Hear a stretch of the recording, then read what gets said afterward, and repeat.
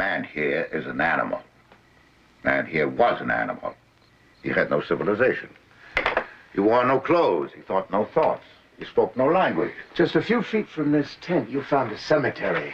Built and filled by a civilized race. A race which, according to you, never got beyond a crawl and a couple of grunts.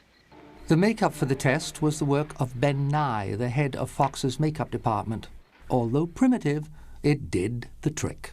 It proved that the idea could work. It wasn't laughable. After screening the test, Richard Zanuck gave Arthur Jacobs the green light he had long been waiting for. Planet of the Apes would, at last, become a reality. Planet of the Apes was scheduled to begin filming in the spring of 1967, leaving the filmmakers with only 7 months to prepare, an uncomfortably short time for such an ambitious production. Although there was still some dissatisfaction with the script, everyone agreed that the biggest challenge was the ape makeup. Ben Nye's test had been a good start, but a makeup artist was needed with experience in prosthetics, lightweight latex appliances that could be molded and used for long periods of time. A call went out, and the man who answered it was John Chambers.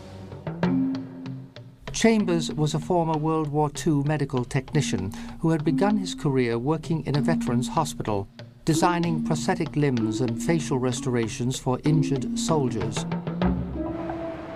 In the early 1950s, he moved to California, believing his unique skills would prove a valuable asset to the newly emerging television industry.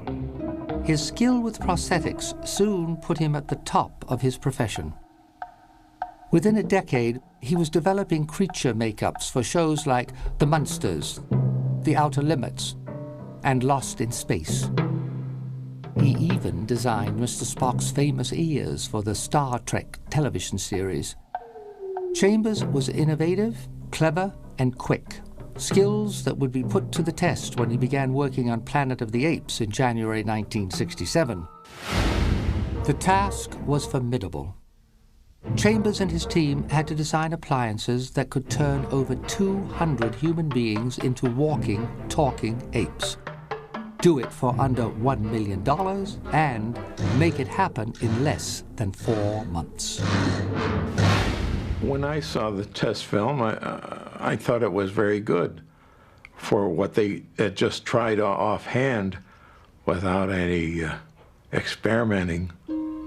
When you do people like that, you have to be very careful that you don't make the audience laugh at you, but laugh along with you.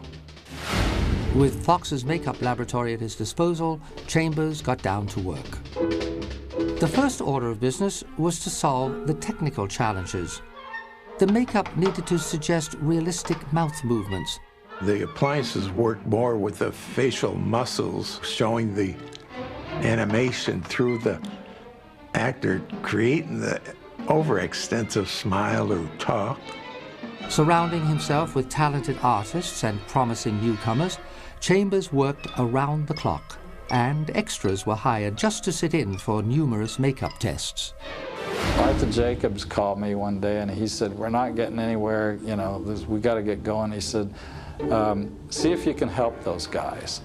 I said, "Anybody ever thought of actually looking at an ape?"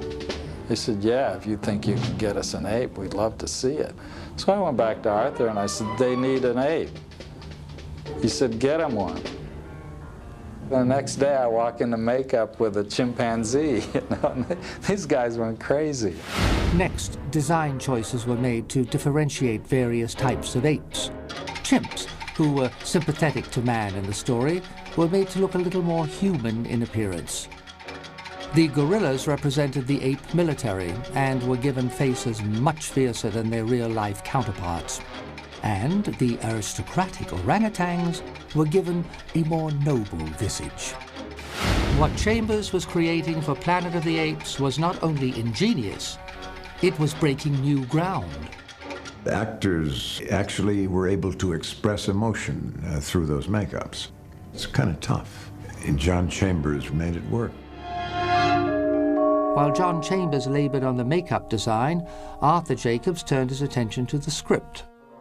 Rod Serling's screenplay had remained faithful to the original novel and depicted a technologically advanced society. But the production team began to fear that the apes were too evolved.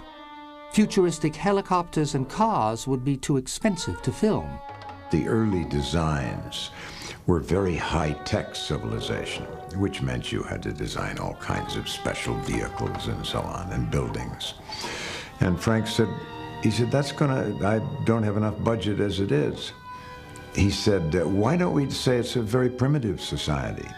And they use horse and wagons and very primitive buildings, and that's what we did. After deciding on a more rustic and cost-efficient ape society, Jacobs contacted screenwriter Michael Wilson.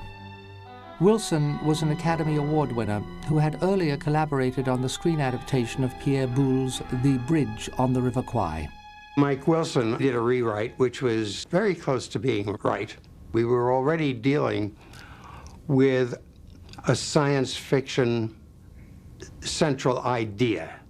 And I had learned, because I'd done a lot of science fiction things on television, that you cannot present too many science fiction ideas and have them work unless you had characters, believable human, or characters with human responses. And we couldn't contain all of the science fiction that Pierre had envisioned, and we had to simplify it. As the script began taking shape, production designer William Kreber began designing the more primitive ape society. I need to come up with some ape unearthly architecture, and so I looked at all the books I could find to, be inspired. And I found in Turkey there's a troglodyte city carved into a mountain. And I liked the shapes, and it was a very strange place. And that was it. It was like, that's what we're going to do. And I don't know how we're going to do it, but we had our meeting with the director and Arthur, and they said, yeah.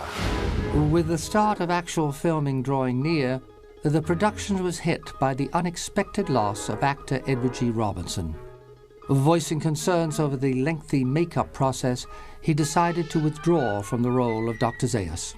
When we got to make the picture, and we said, Eddie, we got to have a go on the picture, he said, guys, I can't do it.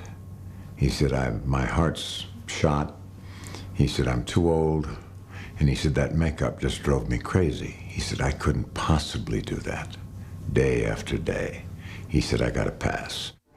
Studio executives were also expressing concern, this time over the film's escalating budget. On April the 28th, only 3 weeks before filming was set to begin, the studio cut the production's 55-day shooting schedule by 10 days.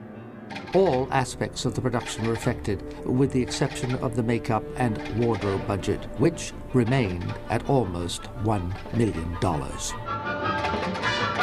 Jacobs and the studio finally settled on a budget of $5.8 million.